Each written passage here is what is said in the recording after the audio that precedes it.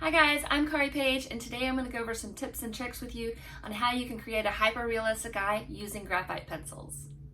The first tip and most important one is accuracy.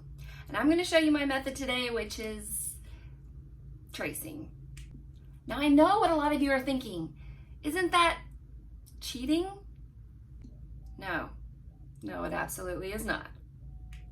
I don't know about for you, but for me, freehand can be so time consuming and frustrating.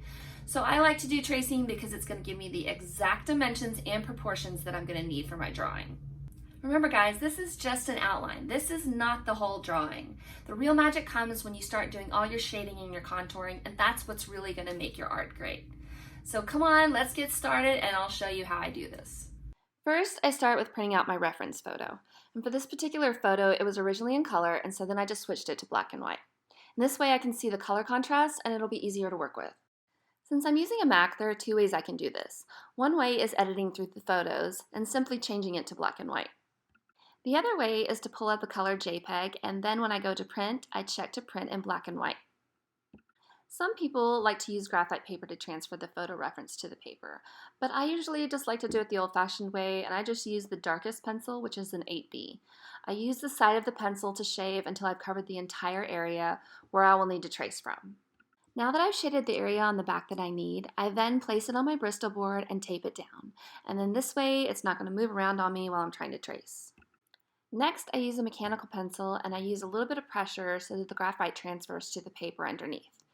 And this is only an outline, so I tend to not trace every single detail, but more like the important ones like the pupil and the highlight area, the iris, and a few lashes here and there.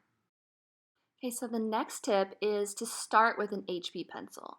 This is going to act as a base layer, and the HB pencil is easy to blend, and so you can make sure it spreads evenly into the tooth of the paper. So when I start at the pupil of the eye, and I use the side of the pencil again, and I'm just gently filling it in, and I don't use a heavy hand at this stage, and I just try to keep it pretty light. I also use the HB pencil on the iris.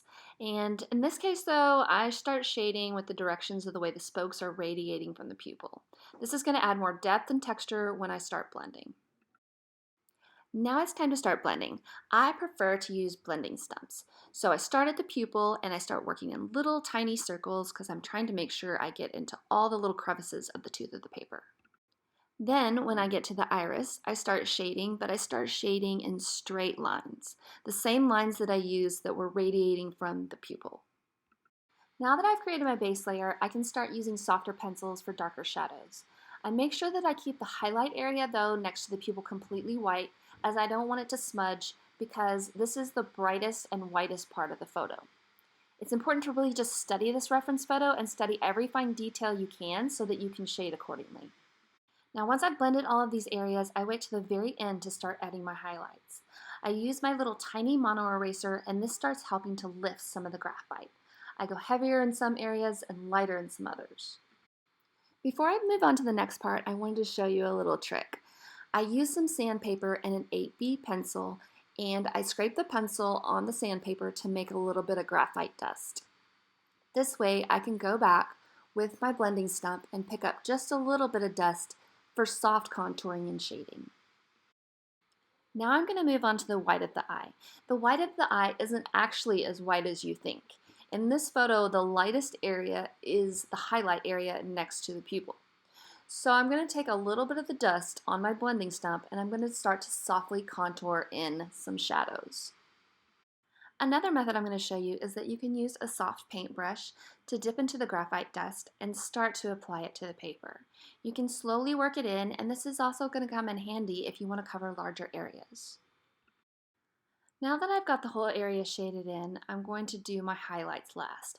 I'm going to take my mono eraser again, and I'm going to start to create tiny wavy little lines, and this is going to create the little variations in the lid. Next I'm going to do the upper lashes, and I will be the first to admit that lashes can be pretty tricky. Lashes are usually comparable to the color of the pupil, which is the darkest part of the drawing. So I tend to use the darker pencils like an 8B or a 6B. For the finer ones, I use a harder pencil like a 2H or an HB. The base of the lashes are typically thicker and they thin as they fan out. I start with a darker pencil and I press harder on the pencil at the base of the lash, and then I release my pressure as I get towards the end. If you find that your lashes aren't thin enough at the edges, simply just use a mono eraser to lightly soften them. It's important to note that all the lashes are not the same. They all go in different directions, are all different lengths, and are not perfectly parallel to each other. If you study the photo closely, you can see that some crisscross, some overlap, and some are really close together, and some aren't. So it's extremely important to pay attention to your reference. And the main thing to remember is that lashes are not perfect. Lastly, I'm going to move on to the lower lashes. Tear ducts are usually lighter than the skin underneath it, and these are where the lower lashes stem from. Typically, there are not as many lashes on the bottom as there are on the top of the lid. So it's good to keep these more sparse and separated and a bit further apart from each other. For the lower lashes, I tend to use a 2B or a 4B, which are much lighter than the pencils I used for the top lashes. Once again, pay attention to the length and the different directions that they are going. Thank you so much for watching, guys. If you'd like to see this video in real time and follow me step by step, it's now available on my Patreon page and on my website. Both are in the description below. And as always, please comment, like, and subscribe.